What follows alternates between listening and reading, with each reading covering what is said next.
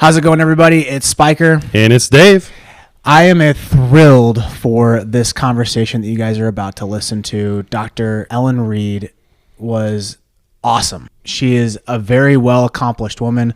She holds a doctorate in psychology. She's a performance coach. She's also an athlete herself. And she also has 2 kids and a husband. And she has an awesome book that she co-authored with Dr. Jason Selk called Relentless Solution Focus that we go over and that me and Spiker both read. And we just did a deep dive on the mind and, mental training and mental performance. And it was a wonderful conversation for sure. And after reading her book and then having conversation with her in person, it put me down a rabbit hole that I haven't experienced since high school when I was putting a lot of work in the weight room and on my skills. And I started realizing I really want another edge, which was my brain and my mind. How do I handle success? How do I handle failure? And then it opened up Pandora's box for me. So this last couple of months after reading her book, I started going even deeper down the rabbit hole on a number of books I've been reading. I hope you guys experience that same feeling that I had after talking with her. And if you do get a chance, read her book. But I can't wait for you guys to listen to this. We'll catch you on the other side. Please make sure you subscribe to the channel. 5 stars preferably when you do give us a review. And we will catch you later. Bring your notebook for this one. Let's finish it.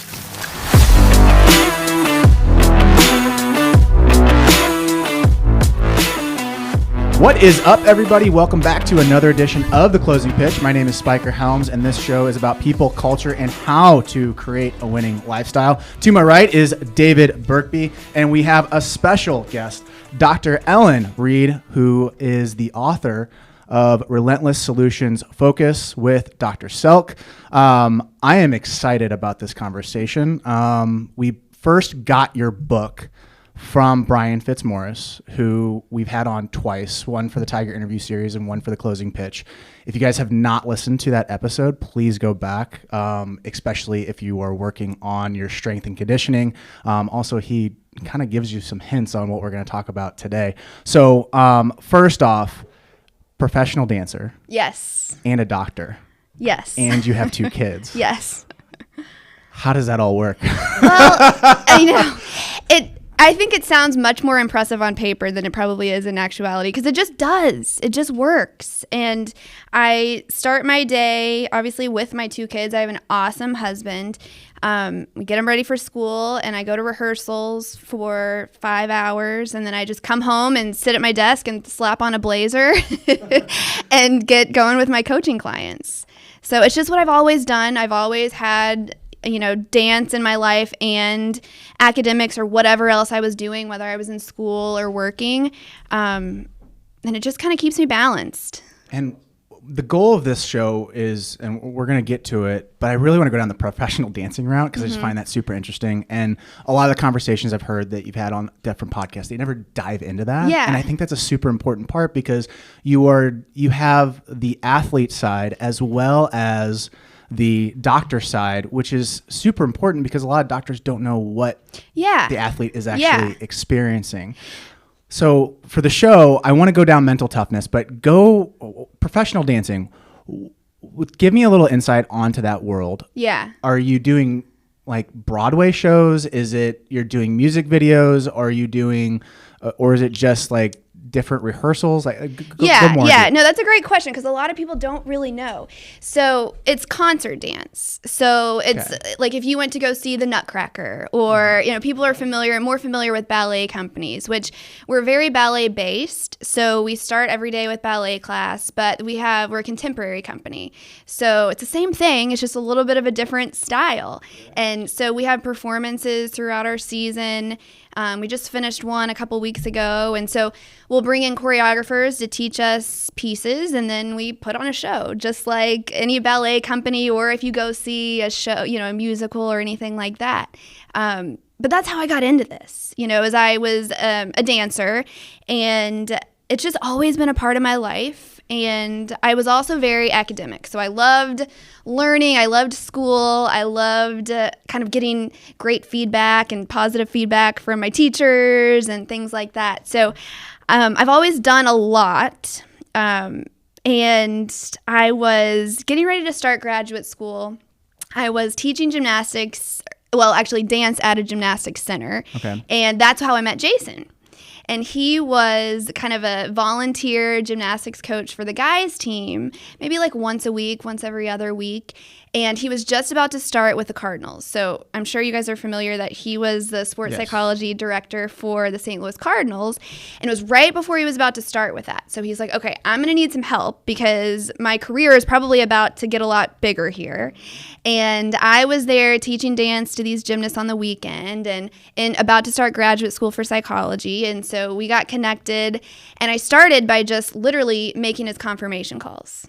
So he would hand me his planner with his clients that week, and I knew nothing about baseball. I could care less. And so here I was calling these like superstar athletes, these Cardinals players, and I had no idea who they were. And I'm like, hi, I'm Ellen, and confirming your appointment for, and so I was really the perfect candidate because I really wasn't starstruck at all. And so I didn't care. Yeah, I didn't know. So my wife, she was at the casino for one night. She never goes to the casino, but she was sitting next to Bryce Harper and he was playing blackjack and she had no idea. Yeah. And like when I was first dating her, I was like, she's like, yeah, I met a baseball player the other day. And I was like, oh, who's that? And I was like, he had a beard. And he said he played for like this red team that was in town. And I was like, what? And I pulled up a picture. He's like, oh yeah, that's him. I'm like, oh my God. That's hilarious. Yes. So anyways, go ahead. It's funny. So anyway, so I started school and I learned about all of these, psychological principles and things like that obviously have a lot to do with what I do now. But I've just always kept up with the dancing. And that's actually, when I started with Jason, I was really lucky because I had access to all of these amazing fundamentals that he was teaching his athletes. So I learned them for myself and applied them to my own dancing career. And just over the years, as I've learned more about the fundamentals and I finished my graduate school training and just really evolved into what I do now, which is kind of spending the first half of my day as a professional dancer and then the second half of my day doing this stuff and coaching and speaking and writing. And so, it's been fun. I feel really lucky that it just kind of all happened to work out the way it did. But yeah. So did you ever have the thought of like, I want to go get my doctorate degree, or did you just kind of stockpile itself? Like you met Dr. Selk and you're like, this makes sense? Yeah, probably a little bit of both. I think I was really like an overachiever, and I don't necessarily endorse that now, but I am really glad I was like that when I was younger. I was the kid like at flex time or recess that was like doing homework and like studying and would like wake up early that morning to study for the test, not because I had procrastinated, but because I wanted to get that extra edge. And so I just always loved dancing, and it was always a part of my life, but I always loved the academic side of things. And I think I just thought psychology was really interesting.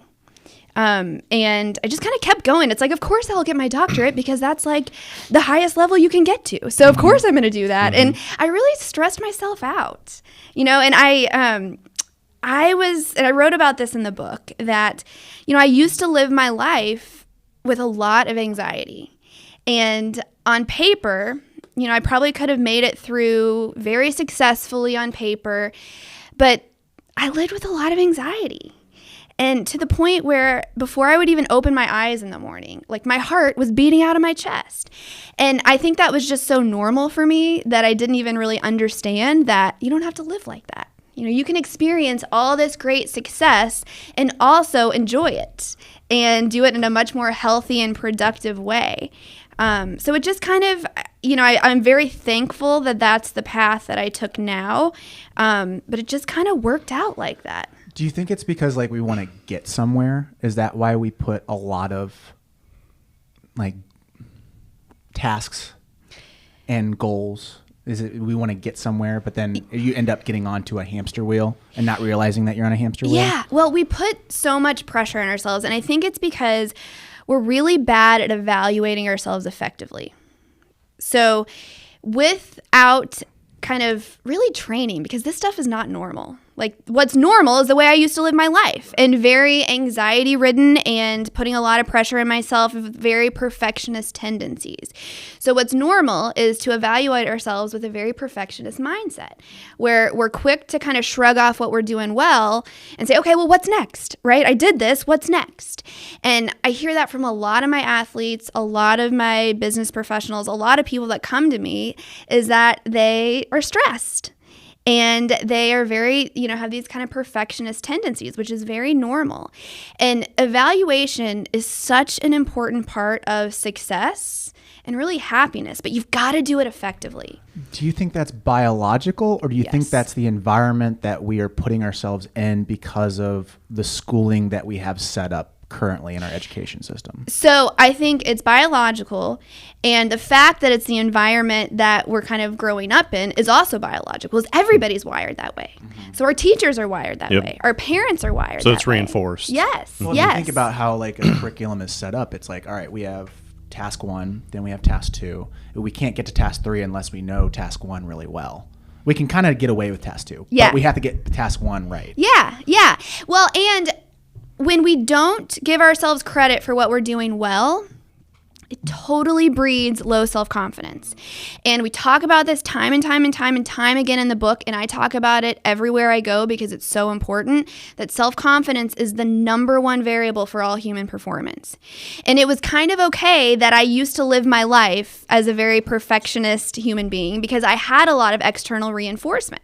I had a lot of people telling me, hey, you're really smart, you're really great at this. And so it was okay that I was like, yeah, but what about this next thing that I want to do? Or I'm really still screwing up over here. That was okay because I still had a lot of reinforcement kind of maintaining that self-confidence for me.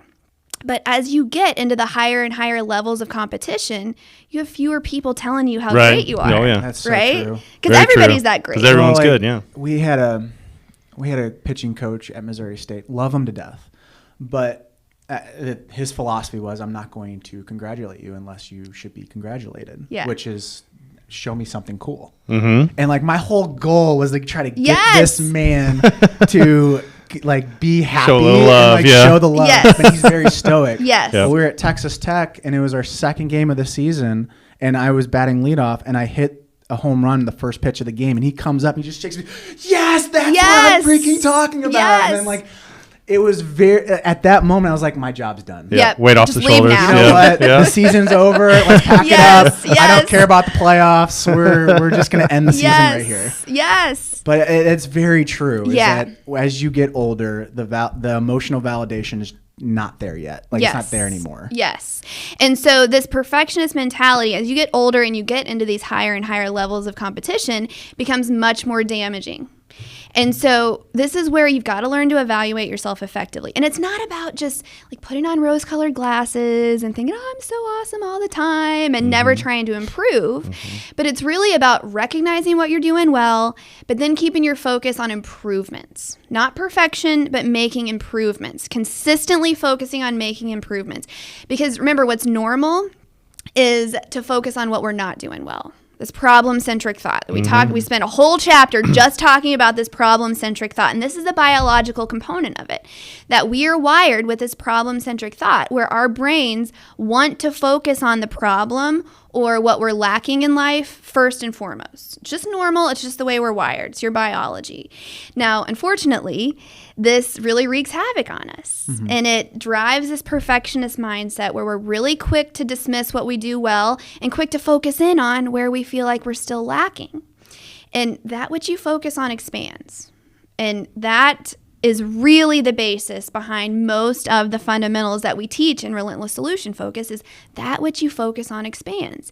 So when you're focusing on where you feel like you're falling short, you're actually causing yourself to fall short even more because of the impact that has on self-confidence. Again, self-confidence is the number one variable for all human performance. So that perfectionist mindset and that problem-centric thought totally wreaks havoc on our self-confidence, which totally wreaks havoc on our performance.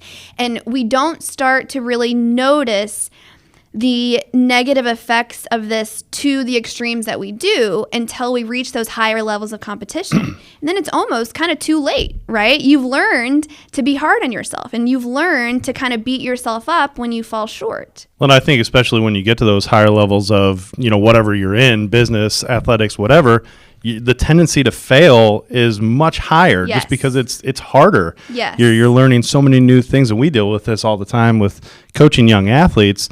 I mean, especially in the sport that we work in baseball and softball, you fail so often. Yeah. So the negative mindset and that problem-centric thought is always on the forefront. It's always Yes. what you're thinking of. And now you're almost scared to do something well. You're just used Yeah. to failing. Yeah. Well, and your athletes are very lucky to have you guys, but all coaches aren't great at this. Sure. Right? It's normal to focus on the negative stuff. So it takes effort and it takes consistent training to be able to point out the strengths in your athletes first, right? So it's really effective and really important that athletes are starting to be able to do this for themselves. Especially at a young age. And I've got 2 little kids now, and it's hard. It's hard. As a mom, it's hard. It's even hard for me to and I do this for a living. It's even hard for me to make sure that I'm doing that well with my own kids. So it's, you can control what you can control. You can't always control what your coaches are going to do with your kids, but you can control how you work to develop that self-confidence in your own kids and teaching your kids to be able to be their own coaches. As a professional dancer, you probably look to your left and you look to your right. Yes. Like, wow, she's pretty good. Yes. Wow, he's Yes. really good. And in baseball, there's been a lot of dark thoughts happening in our space. Sure. How do you handle the competitive side of things and making sure like you don't get into the deep end of like, I'm in a really dark space? Yeah, it's really hard. I mean, it's really hard. And I teach this, wrote a book about it. I teach this every day, and it's still something I have to consistently work on. It's not like you just snap your fingers, go through some training, and you're good. You never have to work on it again. It's something that takes consistent practice through training. And so we teach you in Relentless Solution Focus some really effective tools that you've got to do on a consistent basis, one being the success log.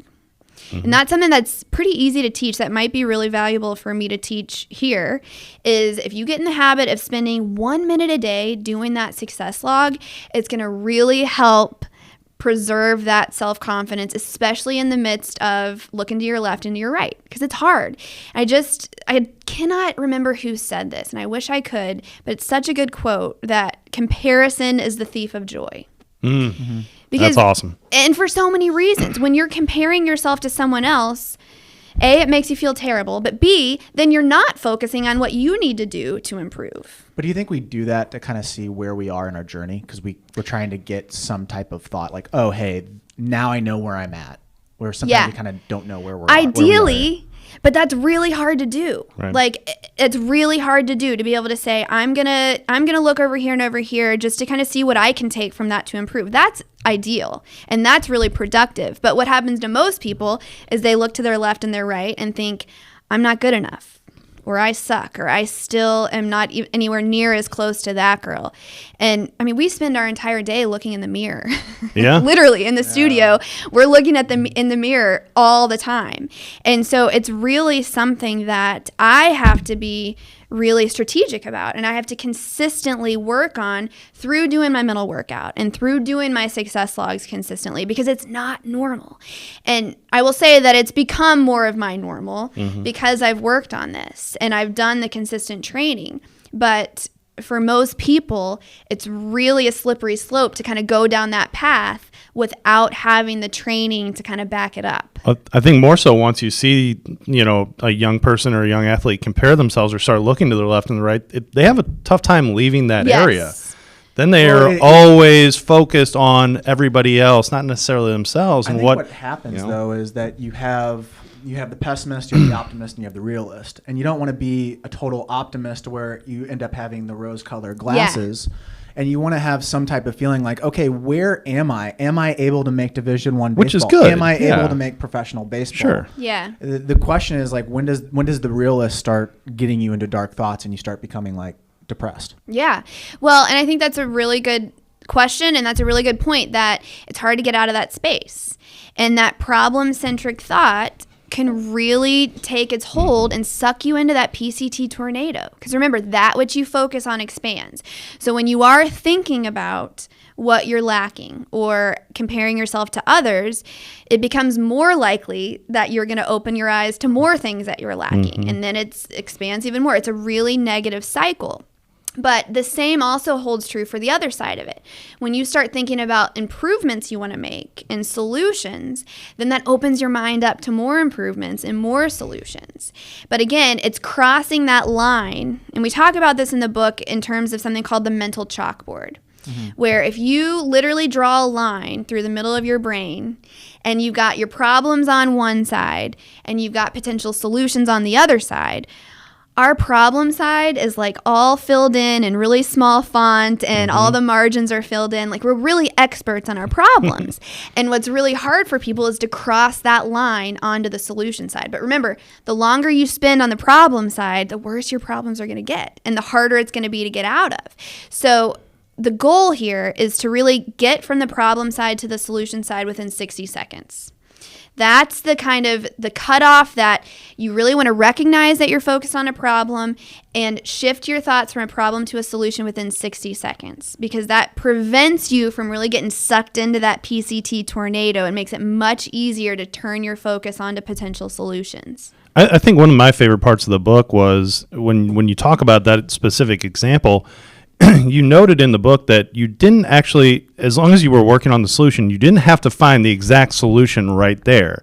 It could be something that's going to help you get that answer down the road, but as long as you keep trying and keep working on the solution side, then eventually you're going to get to where you want, which was so important because, you know. Well, and what you're referring to is what we call the +1 solution, right? We've got to redefine how we think of solutions, because people think of solutions as total resolution to their problem. Right? And when we do that, we're looking at things from what's called the entirety perspective, which really lets learned helplessness set in, where people give up before they even take the first step because they're so focused on the entirety of the problem and solving the entirety of the problem that they don't even take that first step to get that 1 inch, that next 1 inch of solution. So we've got to redefine the way we're thinking of solutions as just improvement. Could you explain learned helplessness? Yes. Because I know that people were listening like, what was that? Yes. Well, and that's what I love about this stuff is that all of this is 100% backed in science and research. And we tried to write the book so that it doesn't read like a psychology textbook, right? But I think it's important for people to understand that we're not just making this up. Well, what's interesting is like the history of like the study of psychology. Is like right now I'm reading Napoleon Hill. Yeah. And there's some things in there I'm like, oh, Jesus. And there's some things like, man, this guy was way ahead of his time. Yes. So, go ahead and go down. So learned helplessness was coined by Dr. Martin Seligman. And he's known as the father of positive psychology. His research has been really amazing and helped a lot of people. And this is back in the 70s where an experiment like this would not fly today. The Institutional Review Board would not probably accept this experiment, but he did an experiment on dogs where he put them in a cage and basically administered kind of low-level shocks to these dogs. And if they hit a lever, they were able to stop getting shocked. So in the first experiment, the dogs would just hit the lever and stop getting shocked. It was pretty easy for them. Now, he added a second set of dogs where when they would hit the lever, the shocks wouldn't stop. So they learned that, hey, when I hit this lever, this shock is not going to stop. So then he put these dogs in another kind of cage situation where when they did hit the lever, it would stop the shocks. But they didn't even try. They just laid down and didn't even try to get out or to stop the shocks because they had learned that when they'd learned to fail, right? They learned that it's not going to work. And this learned helplessness applies just as much to humans as it does to dogs. That when we experience failure, we give up. Right? And it makes sense. Yeah. It's very logical. It makes sense. But unfortunately, this leads to a lot of totally miserable people that are missing out on so many opportunities in life. That applies so much to the baseball world and so many different circumstances and situations. Like, we're in the business of teaching kids how to hit better or throw better. Well, if you get into with an instructor that literally tells you, oh, that's wrong, that's wrong, that's wrong, that's wrong, man, you're really just not doing well. Yeah. And then you just give up. You're like, why you know should I what? do this? Mom and Dad, why did you take me here? Yes, yes. Well, and you're going to do it wrong 50 times before you do it right. Sure. And I was actually thinking about this in a different context when I'm teaching my kindergartner. He comes home with sight words, like little flashcards that his teacher sends home of sight words that we're supposed to work with him on. And he's going to miss it 20 times before he gets it right because he doesn't know it yet. And it becomes really hard to keep him motivated to keep trying after he's failed 20 times at it. It's hard. Like, I have so much more respect for teachers. I've always had respect for teachers, but having a kindergartner makes my respect for teachers just go through the roof. But literally, I mean, it's how we learn everything is we have to fail first. So learning how to learn, which means learning how to fail and be okay with it and keep your focus on that 1 inch of improvement instead of complete resolution or complete solving of the problem is such an important skill.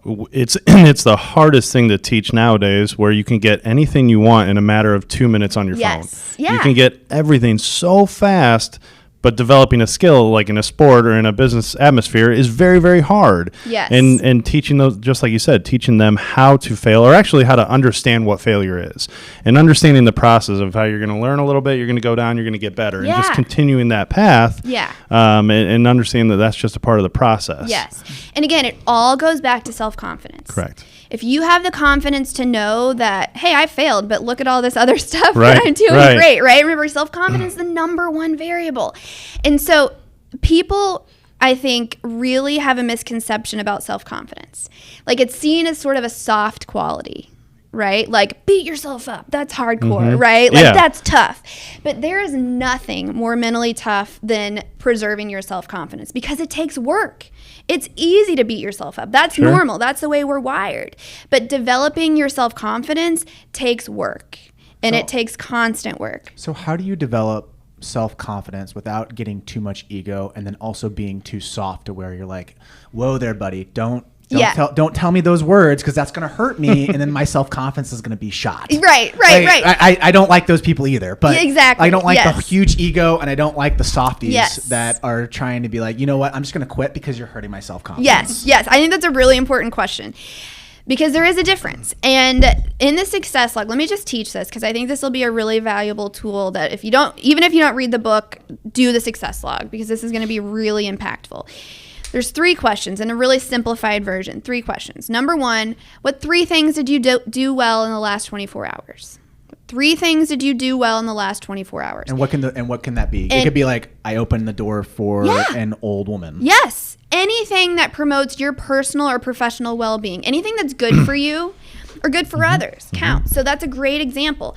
Or I got 1 inch better at my hitting, or I got to bed at a good time, or I spent 5 minutes without my phone connecting to my kid, or I ended up getting the rep instead of quitting. Yeah, I ended up finishing the rep. Yes. Quality rep, yeah. Even giving yourself credit for screwing up in the right way. Like, I didn't give up after I failed 10 times, right? So it's the little things done well. Coach John Wooden said this. It's the little things done well that cause greatness. So giving yourself credit for the little things, remember, that which you focus on expands, is going to create you doing more good things. So that's question number 1.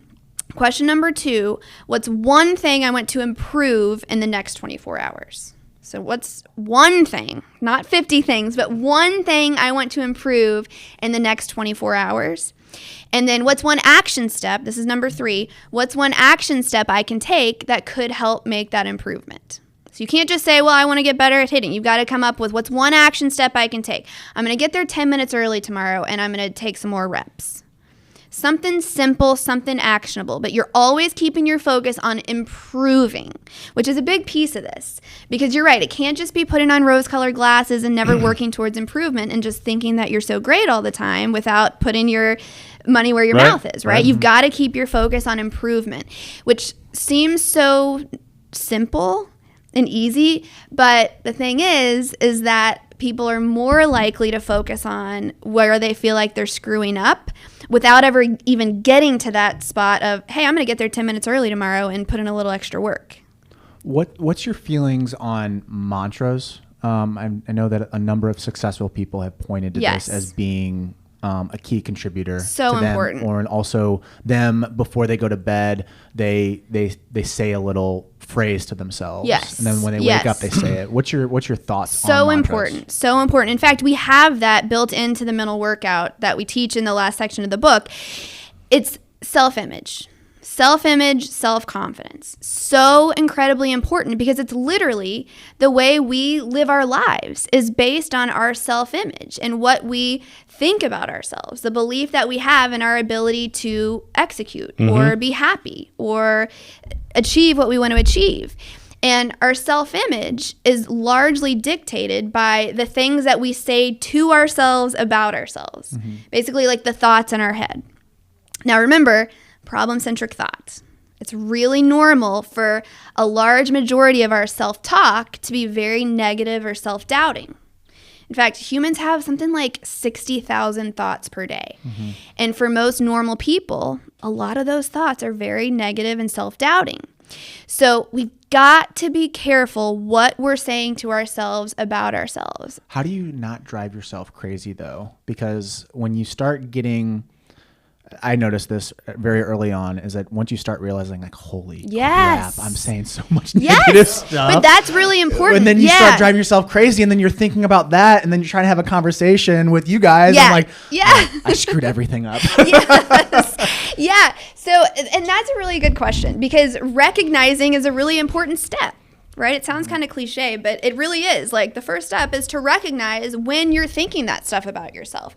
And so that's why this consistent training is so important. Like you can't just think, well, I'm going to generally try to be more positive and stop saying bad stuff about myself, right? Because then, like you said, you're going to drive yourself crazy without any way of getting better. Yeah. So that's why you've got to do your success logs. You've got to do the mental workout. You've got to do the training so that it becomes more normal for you to say positive things for yourself. So the mantra, we call it the identity statement in the book. It's the same thing, but it's something that you say to yourself twice in your mental workout once a day. And the mental workout takes like 100 seconds. It's really not a lot of time commitment. It doesn't take a lot of time, but it just takes consistency. But it's so important. And so you build in there something positive that you're going to say about yourself on a daily basis to make sure you're saying the right stuff. And then, to your point, starting to recognize when you are having a negative thought about yourself.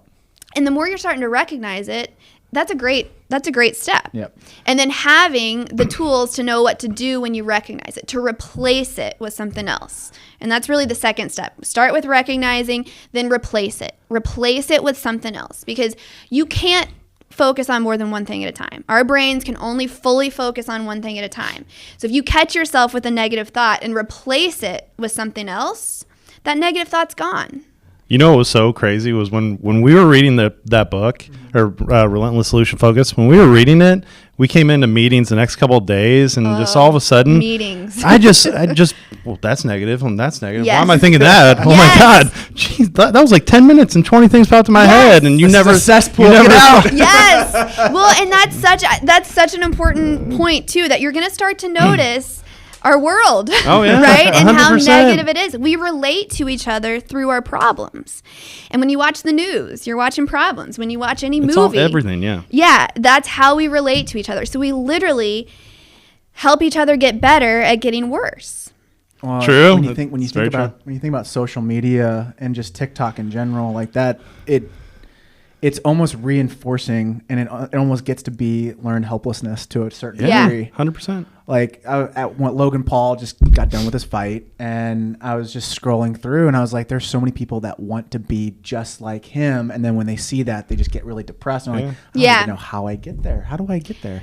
Yeah. Well, and social media is literally the way our brains work. Like we literally have this algorithm in our brain that which you focus on expands, just like social media does. The more stuff that you're looking at, the more stuff it's going to show you like that. Like, for example, I love interior design. And I just like love, that's why when I walked in here, I was like, you guys, this looks awesome. I love the paint color. But I love the way that like spaces can kind of change the way you feel and experience your environment and all that. But anyway, the more I search for, let's say, traditional designers, the more I'm going to be shown traditional designs. And the more I'm going to think, well, hey, I really like traditional design. And then I'm going to start seeking it out more, but it's literally going to start showing me more traditional design. It's literally the way our brains work too. That which you focus on expands. So the more you start teaching yourself to focus on what you're doing well, the more you're going to recognize what you're doing well throughout the day, which the more that's going to impact your self-confidence, which is going to give you more ability to make improvements and to actually increase your performance. Well, it was kind of cool, and I don't know if anybody's ever told you this, but once I started recognizing that I was focusing on problems more than I ever knew, it's almost like a little light switch would go off in my head. Like something would just hit me and be like, you got to stop. You have to stop doing that right now. Yeah. And like you said, find a solution. But I never had that before. Yes. I'm not saying I never didn't figure out solutions or work through problems, but I never had the light switch. Yes. And I feel like after reading the book, it really helped me. And it would be something that it's definitely something I apply to my athletes now that, okay, well, let's get over here with our thought process. That's awesome. Well, and it's just like kind of what I told you in the beginning of like, I lived my life just with this constant kind of underlying level of anxiety that I never really realized was a bad thing. I was like, that's just normal. But now I'm like, wow, this is so much better. Sure. This is so much better. And so that recognizing is such an important step. And then you can't replace it if you don't recognize it, right? And so then going on to replace it with, hey, what's one thing I can do that could make this better? It's what we call the relentless solution focus tool. And I think anybody listening should write this down. What's one thing I can do that could make this better? If you don't know what the solution is, you don't know what to replace that negative thought with, replace it with that question. What's one thing I can do that could make this better? Anxiety is a huge thing in baseball right now, just because you're dealing in a sport that deals with problems, failure. Yeah. Do you agree that you're always going to be dealing with anxiety to a certain degree, or can you get to a point where you literally have zero anxiety? Well, I think that a level of stress is healthy, right? So cortisol is a neurotransmitter that we talk about a lot because the biology of this is very important, I think, to understand. But a certain level of cortisol, the stress hormone, is important for our performance, right? But when you get above even moderate levels in terms of cortisol flowing through our bodies, it becomes very damaging. So a little bit of, that cortisol, a little bit of stress. I don't know if I like to use that word. It'd be the adrenaline that's pumping through your veins when you're in a big moment. So like Game 7. Yeah. With guys on second and third, 2 outs. Yes. And if you didn't have a little bit of that push, right, you wouldn't be motivated to try anything. David Freese doesn't hit the home run. Exactly. Right. Exactly. Now, I train my athletes to be prepared for that Game 7, 2 outs, David Freese situation, right? So they're ready when that moment comes to be able to deal with that extra shot of adrenaline, right? Because I want them performing the same in Game 7 as they would in a low pressure situation where they're firing on all cylinders. Yep. Yeah. But to your point, and I think that's a really good point, that we need that to be motivated to do anything, but it's a really fine line between productive and counterproductive. Because what are the long-term effects of having that much cortisol going through your veins? It's amazing. It really is amazing. And the science behind this and the research done on this is like almost unbelievable, that people with optimistic qualities, and this is basically relentless solution focus is optimism. It's a way of teaching optimism because we know the research on optimism has been pretty extensive. We know it's great to be optimistic. We just haven't been taught how to do it. And so that's what this relentless solution focus book does, is it teaches anybody how to develop this optimistic approach. But the research on optimism shows that people who possess these optimistic qualities live up to 14 years longer. Is that biological? Yeah. Being optimistic? Yes. Yes. Good question. So it goes back to the cortisol, right? When you're focused on problems, your brain sends a message to your body to release cortisol. But when you're focused on what you're doing well, when you're experiencing success, it releases a whole other set of performance-enhancing, feel-good neurotransmitters that do wonders for our intelligence, for the way we feel, for the way we perform. And so all of this chemical process, right, all of this biology really affects our long-term health. And, you know, people who possess optimistic qualities have a significantly lower likelihood of experiencing almost any major disease. And the research behind it is, I mean, it is almost unbelievable that 14 years longer. Well, there's been a number of studies where there's been cancer patients who have literally told themselves that I don't have cancer anymore. And then they come back and the doctor's like, well, your cancer's gone. Yeah. How did that happen? Yeah. Yeah, it's crazy. It's crazy. It is crazy. And that's what, again, it's so simple though. You know, it makes so much sense. And that's what I love. And that's what I've always loved about Jason and the fundamentals that he's developed is that the way his brain works is he has the ability to break things down into the most simple form. And it's so easy for people to understand. And it's so easy to understand why it's effective. And in the 15 years I've been with him, and he's been at this a lot longer than I have, but he has literally cut this down to like, what is the most important stuff that you need to be doing? Nothing extra. Like, we're not going to ask you to do anything that we don't know to be highly effective. Why do you think people are reluctant to train their brain? It's a really good question. It's scary. When you think the word... Because it's like opening up your closet. Yeah. It feels like it's going to be scary. Like, even the word evaluation is scary. Like, that word, I think, when people hear the word evaluation, like, it makes their heart start to go a little bit. And here we are telling you, you've got to evaluate yourself effectively. But the reason that word is scary is because people are doing it wrong. They're evaluating themselves, again, with that very perfectionist mindset where they're focusing on what they're screwing up instead of what they're doing well. So I think that it sounds like work, right? It sounds like work to have to work on your brain, right? Train your brain. But what I love about it and what I think has been a big part of its success is that it's very simple. And literally what we ask you to do and what we teach you to do takes like 3 minutes a day between the success log and the mental workout. I also think it's really, really hard for you as a person to understand that you need that. I don't think you see yourself as others see you. Yes. To where you might not be like, well, you can see somebody else having issues and be like, well, that person probably should, get some help with that. Not me. I don't have those issues. And I kind of just ignore the stuff that I see within them that probably I do myself. Totally. So it's really, really difficult. I also think it like consumer behavior. I'm just thinking when you're in a group setting and you're talking to your friends, like, oh yeah, I talked to my psychologist. Like, kind of like, yeah. Well, why are you seeing us? You okay? Right. You okay? That's such a good point. And same thing with like a performance coach is what I would consider myself to be, that people think that you already have to be successful to go see a performance coach. Right? Like, it seems like something that really successful people do. It's like that little add-on. Yeah, right?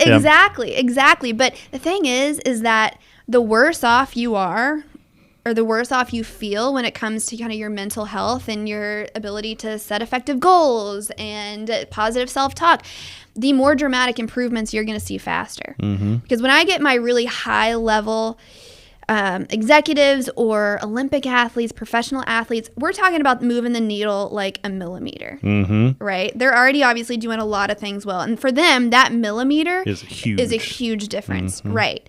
But when I'm working with kids, right, which I randomly started working with kind of a lot of kids after the book came out, which I never really like marketed myself as like working, someone who works with kids or young athletes, but people were reading the book for themselves, for their business, or for whatever, for their lives, and saying, okay, I need my kids to get this. So, but when I'm working with kids, like, we move that needle quite a bit. Oh, yeah. More dramatically in the beginning. So and I love your point that it's so much harder for us to self-assess. And like you were saying, kind of sitting in meetings when after you kind of started to read the book and you're like, wow, everybody's so negative, Right. right? No, it was everywhere. It's everywhere. It was everywhere. Yeah, it's a lot harder for us to self-assess than it is for us to recognize, like, hey, you're being really negative. Right. You should really read this Right. book, right? Well, It's a biases, right? Like Yes. it's a bunch of biases. Yes. Where we think that we're something, but in reality, we're probably doing the same thing, but we think everyone else has the problem. Yes. Just Yeah. like, it's like bad drivers. Like Yeah, you look around, you're like, "Man, exactly. that person sucks at driving," and you just cut somebody off like a mile down the road. Yes. It's yes. And that's one of the things I love about psychology is all of those really interesting principles, you know, that you're like, oh yeah, that's so true. Well, Elon Musk just tweeted out, it was like 50 biases that if people just learned it early on, they would figure out how to figure things out quicker. Which, and I sent it to him. He's like, "What's my problem?" how many of these do I have? Yeah, I love it. How many do I have of these? I love it. Well, and everybody has a blind spot. Everybody has. I mean, I've got people that I've been working with for years, and you know, we're still. Again, you don't just graduate, right? No. Like you don't just graduate and say you're done, right? Even me, like. It's all fun and games in terms of me feeling like my relentless solution focus is 10 out of 10 until I get a call from the principal saying that my kindergartner got in a fight. Mm-hmm. 100%. And being able to stay focused on the solution and not keep my mind swirling in the problem, right? So it's hard. It's hard, but you can learn to do it. Just like anything else, if you work on it, you will improve it. And we walk you through really clearly and specifically how to do it. And it doesn't take a lot of time. Yeah, it's definitely a constant for sure. It's something that has to, like you said, every single day you have to talk about it, have to bring up those tools and how to fix things. And it's definitely something we talk all the time after training sessions or anything else. I feel like more of my time nowadays is spent more on the mental side or learning how to that is 70-80% and of my time. that's exactly what the research would tell you to do too. Easily. Rather than the physical. It's so important. How do you handle in just this space? I'm sure other youth sports have this problem as well.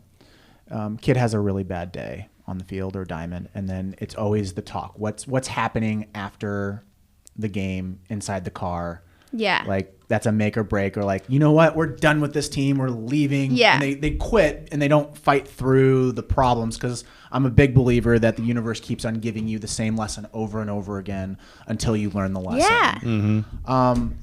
How should parents who just heard that for the first time, how do you tell them that Johnny's mad, he's staring out the window, and you think it's a problem with you, but it's in reality he's having a problem with how he performed? How do you handle that as a parent?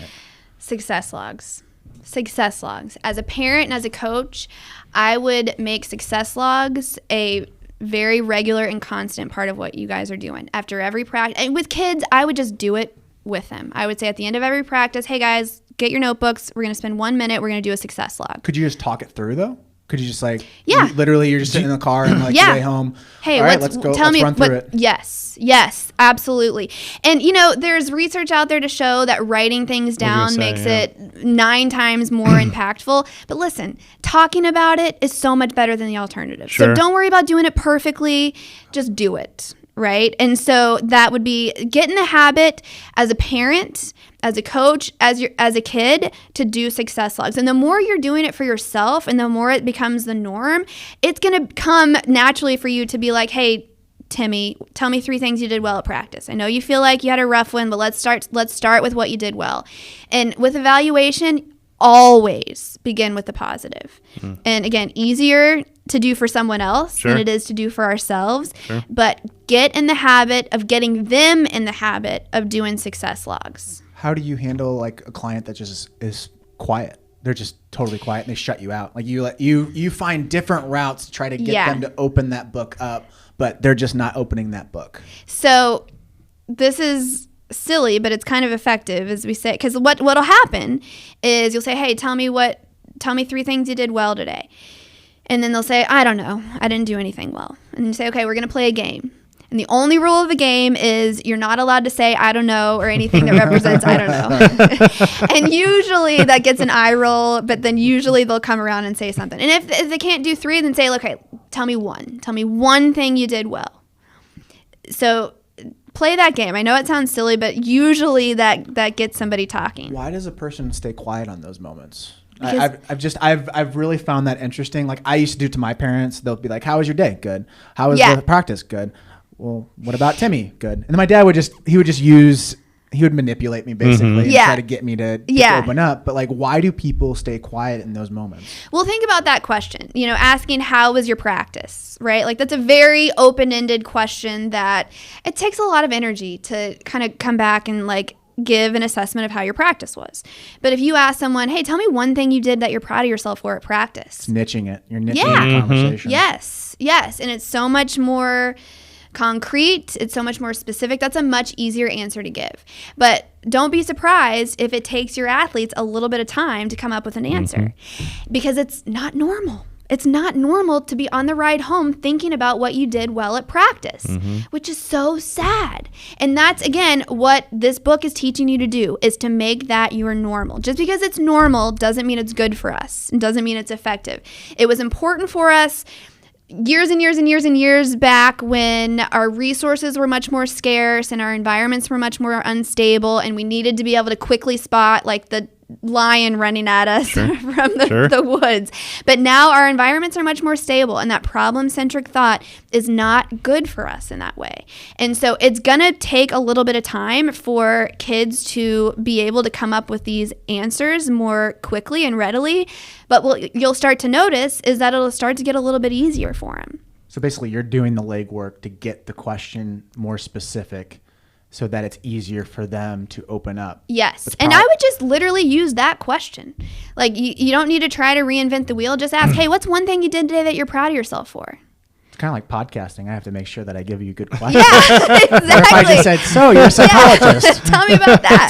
Tell me about that." Yeah, exactly. It's kind of like Zach Galifianakis's between two ferns. Yeah. Where he just has open-ended questions. Yeah. And the Yeah. celebrity's just like, yeah. Yeah, exactly. So make it a habit the next time you catch yourself as a parent or as a coach saying like, "How was your day?" That's a hard. If somebody asks you how was really your day, tough question. if somebody asks me that, I'm like, "Good."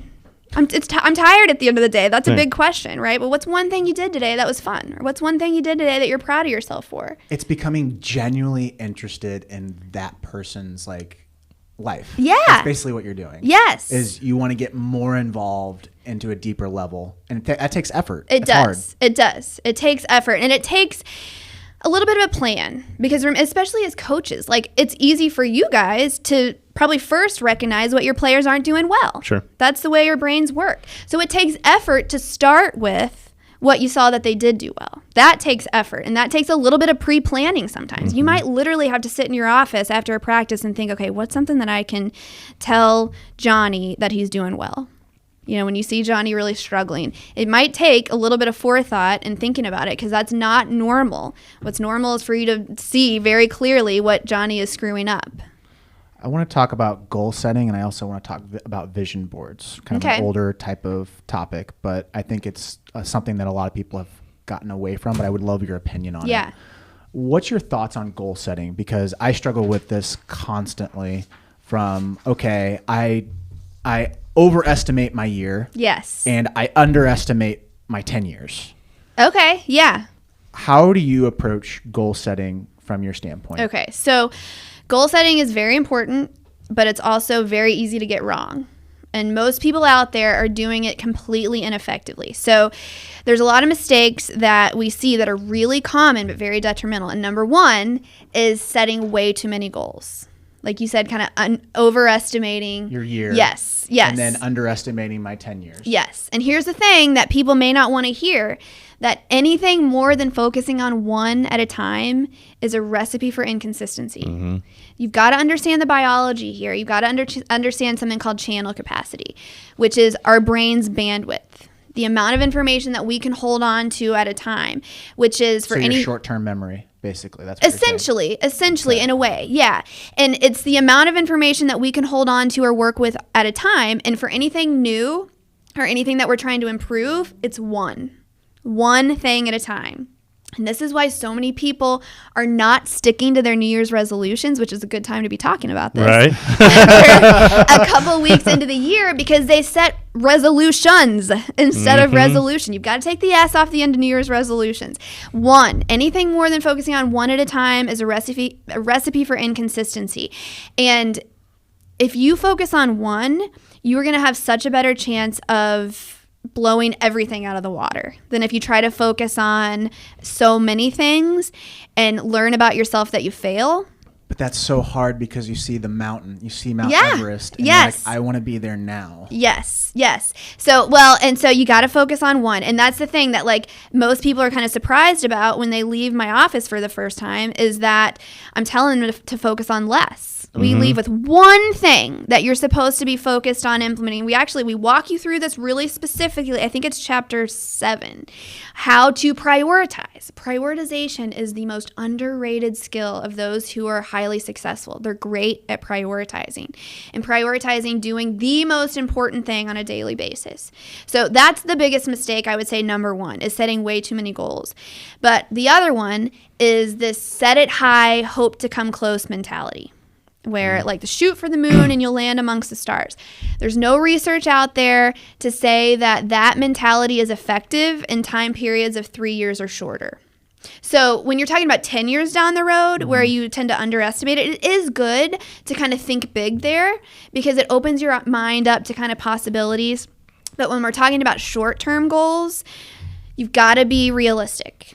You can't do the whole shoot for the moon, land amongst the stars because you're teaching yourself to fail, right? People think, well, I'm going to start going to the gym every day. I don't go at all now, but if I tell myself I'm going to go every day, maybe I'll at least go like 3 days a week.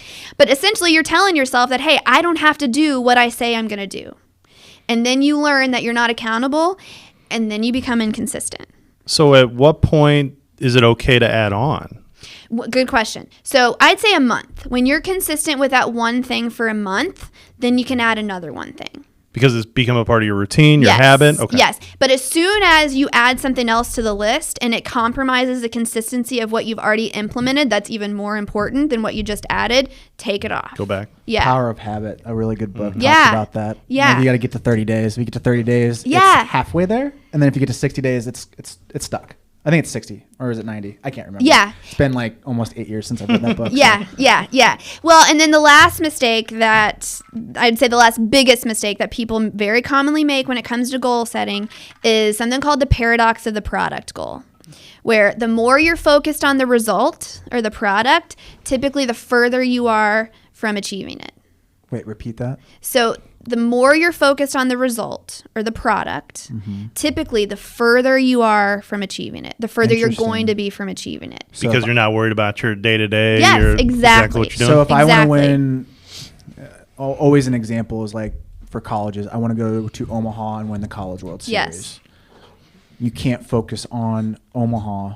You've got to focus on, all right, we have to get the first week done, then the second week, and then we can try to go after our conference, win the conference, and then go to the playoffs. And more specifically, you've got to focus on, okay, every single day I need to be doing X, which whatever X is. So I need to be putting this much training in, or I need to do this drill X amount of times, or whatever it is. So when you're working on a show or performance, you focus on, I have to get this move down first. Yeah. And for me, I know that if I stay 100% focused in rehearsals, if I do something I call my fitness challenge, where I do every evening, I do like 200 abs and I'll do like 100 something else's. So Jesus. like push-ups or like something like that. Well, I underachieved last night, so. But it's something that I do every day. And it's one of my process goals. We talk about those in the book, but it's one of my process goals that if I do this on a consistent basis, I know it gives me a little like leg up, no pun intended, against the quote unquote competition, right? So I focus on what I need to be doing on a daily basis, on a weekly basis, that's going to put me in the best position to achieve what I want to achieve. So if your hopes are set on attending a certain school to play, what do you need to be doing on a daily basis, on a weekly basis, that's going to get you ready to be there? And again, the more you're focused on the result, jacks up your stress and anxiety about it. and the less you're focused on what you need to be doing in order to achieve it. So let me give you one more example of this, because I think this is kind of an easy way to understand it. Let's say you're a salesman and you want to make $1 million in the next year. Instead of every day thinking, I got to get to $1 million and I'm short on my goal or whatever it is, you think, okay, what's the number one thing that's going to put me in the position to get that $1 million this year in sales? It's making my 10 dials every morning by 10 a.m. So every day that person is relentless about getting into the office and making their 10 dials, their 10 proactive phone calls. If they do that on a consistent basis, they know that that's going to put them in a really good position to make that $1 million. But you wouldn't believe how many people are not making their 10 dials. Right. Oh, yeah. Because they're inconsistent with the It's a huge important mental stuff. barrier. It's a huge mental barrier because you can find 5-6 different things that you could be doing. Yes. It's the same thing with athletes who want to play college baseball. Like the ones that really want to play it, they're very good at like, okay, I just have to get into the weight room. I just have to step my foot into that door. If I can step my foot into the door, I'm good. Yes, I love that example, and that's so true for so many things that, human inertia.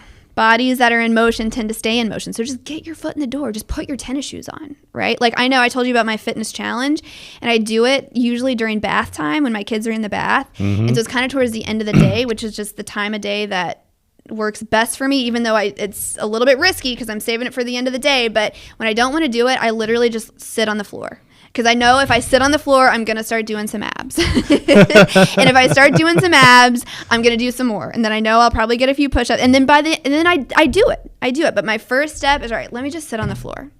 And 95% of the time, that gets me to do it. Do you think there's a stoic mentality? Do you think that plays a huge factor in making sure that you're able to get over the hump? Like, do you think that that's a huge thing that people need to start learning is like, oh, I need to have more of a stoic mentality to make sure that I'm able to get over the hump? Tell me more about that. So stoic mentality is you're even keel to where I see what it is. I don't get emotionally invested in what it is. So I'm more of logic thinking rather than emotional thinking. Okay. So yeah, and I think maybe don't fight what you are, because emotions can be really powerful to motivate us too.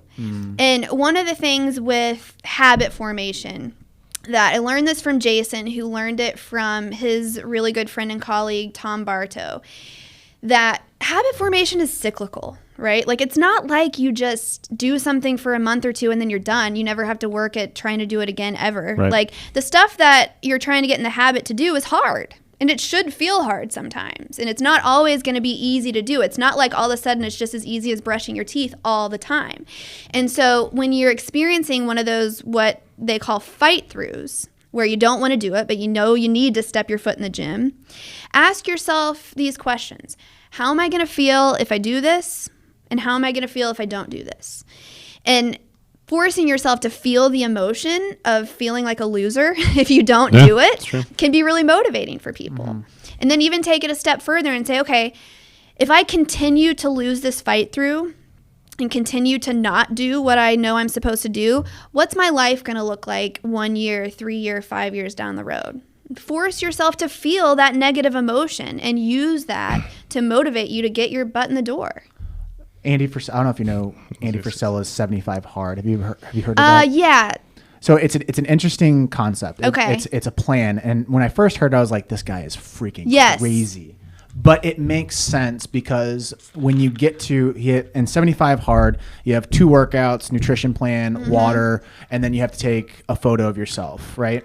But the workouts by themselves are super important because it gives you a plan. It gives you this thought of like, okay, I have to just do 45 minutes twice. That's all I have to do.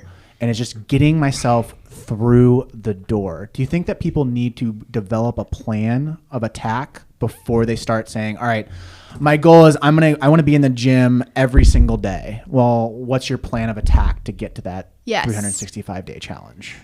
Well, and I think it starts, at the beginning of the day. Like, what's your plan to make sure you'll get out the door? Like, is it, I need to make sure I set my alarm for 15 minutes earlier, or I need to set out my gym clothes the night before. So like that'd be like a trigger where I set my clothes out. That's my trigger. So I know that I'm already invested into, I'm getting out the door. And decide exactly when you're going to go. Take the guesswork out of, well, I know I got to work out tomorrow, But then tomorrow rolls around and you're like, I'll do it after lunch, or I'll do those it right. 24 hours can Yeah. play tricks on you. Yeah. And that's a lot of mental energy to try to figure out when you're going to schedule something. So make it easier for yourself to follow through with this stuff. Literally, when I give a speech on any of this stuff, I literally have people pull out their phones and plan when they're going to do their success logs. In fact, I'd have all of you listening do that right now. Pull out your phone and put in a reminder or an alarm or a calendar block for when you're going to take that 1 minute to do your success log. You've got to schedule this stuff because life is going to hit you in the face, right? Just like, you read something, you hear a great pep talk and you feel really good about it, and then 2 days later you've forgotten about it because life is hard and a lot of stuff is thrown at us all the time. So yeah, absolutely. You got to have a plan. Vision boards. Yeah. What's your thoughts? Well, I love it. You love it. I Okay. think it comes, and I think it can be very effective for people because remember, that which you focus on expands, right? And it's essentially keeping your focus on what you want to achieve and the kind of life that you want to have. And we do this in a little bit of a different way in the mental workout, where we have people develop what's called a vision of self-image, which is essentially a mental vision board that you rehearse in your brain every day in your mental workout. So you're doing for a 30 combination seconds. of the mantra and the vision board together, basically. Yes, and they're Okay. kind of broken down into two separate things in the mental workout. The mantra is the identity statement, and the vision of self-image is essentially a snapshot of who you want to be, what you want your life to be, let's say 3 to 5 years down the road. And it's important to remind yourself of that because remember, this day-to-day stuff is hard, right? Like it's hard to go to the gym. It's hard to go to practice. It's hard to do the stuff that we know is important to do that's going to get us to where we want to go. So it's important to remind yourself of why you're putting in that work. Books. I'm a big reader. Yeah. And I think there's a lot of people that are listening that are readers as well. Yeah. What are a couple books, or just one, that you would recommend besides yours? Yeah. Obviously, we want to read this one. Where would you point people to? You know what's funny is that I loved the book.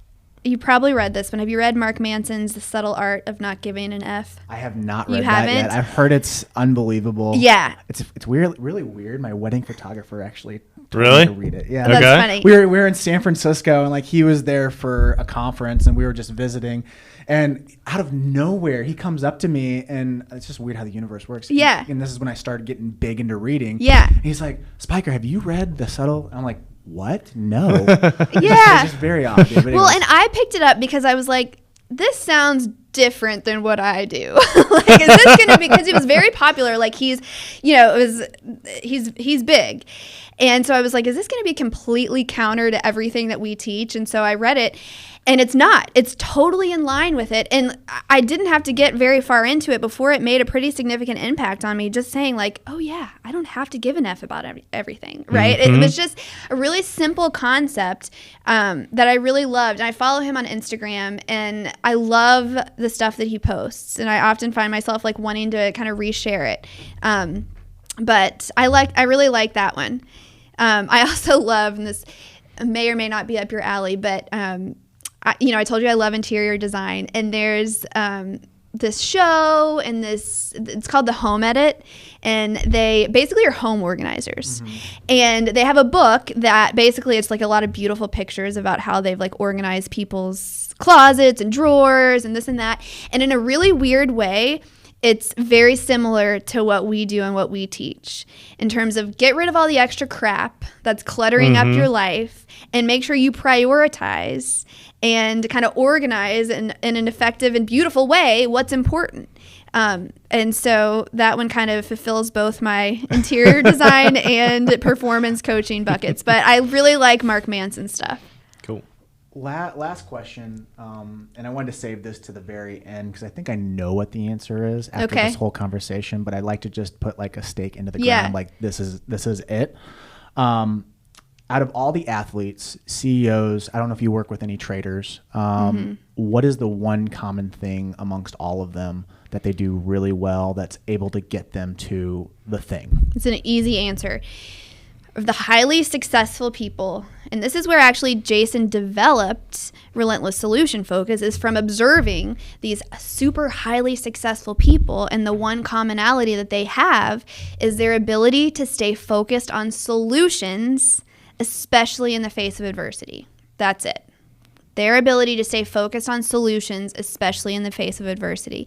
And here's the thing, you can learn how to do it, right? Whether these people, we're mortals, right? We're mere mortals. And sometimes we look at these people that have experienced these huge levels of success as like aliens, right? And they probably had to work at it too. Maybe they were born. It's like anything else. We're all born with different levels of this stuff. But you can learn to have your mind focus on solutions, relentless solution focus. I really struggle with I hate feeling like salesy, Sure. I think everybody does. Everyone Yeah. struggles with that. 100%.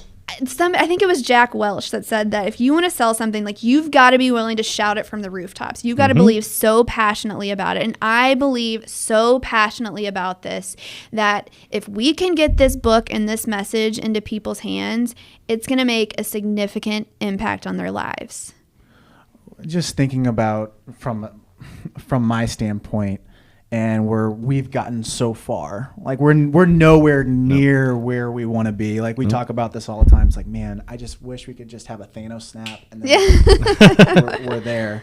But this book has definitely circled back to a lot of the things that I was reading when I was trying to pursue the dream of playing Division I baseball. So I highly recommend this book. And it's one of those books that I read all the way through. Sometimes I'll get bored with it and be like, I got the idea. Yeah. But I actually read all the way from cover to cover, and I really appreciate you writing this book and kind of reminding me oh yeah, this makes sense. And I was pulling different thoughts of oh yeah, I learned this from Power of Habit. I learned this from Napoleon Hill. So it's a very good book. So thank you. Yes.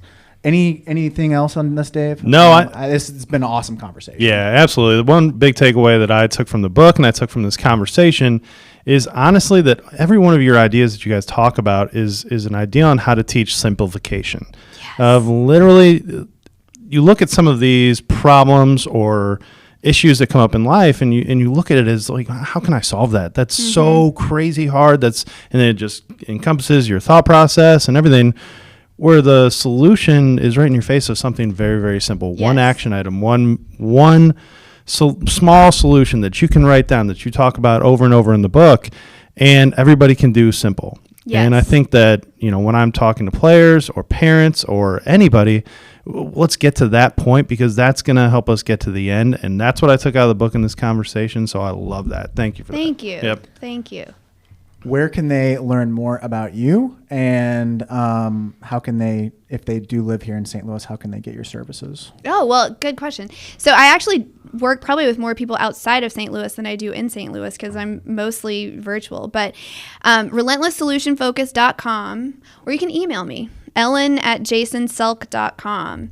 I'm on Instagram. I think it's Dr. Ellen Reed. I'll put it in the show notes. Okay, good. Good. But yeah, just email me or get on our website. DM me. Is that a thing? Slide into the DMs. Slide into my DMs. But yeah, I work with people all over the world, actually. But it's always, I love working with people in St. Louis. Get your athletes in here. The best thing you can do for your athlete as a parent, I think, is to read this book. Yep. I think it's really important for parents to read this book. It might be, depending on the age of your athlete, I think high school students it would be great for, but I don't know if I would hand it to a 10-year-old. I think it's almost perfect for a high school kid because there's so many things that are going on in the high school life. It kind of scares me thinking if someone came up to me Spiker, you have to go back to high school. Same. To the no. Same. No. High school is so stressful, and I just am blown away with every high school student that I work with. But yeah, high school students, parents, honestly, I think this is so important. Dr. Reed, thank you so much. I appreciate your time. Thank you. You guys are awesome. Thank you. Guys, please subscribe to the show. YouTube, also subscribe to the podcast if you have not subscribed there. Also, give us a review. We love seeing the reviews. 5 stars preferably. If it's a 1-star, we'll have to figure out who you are and come to your doorstep. Thanks, guys, and we'll catch you in the next episode. Thanks, guys.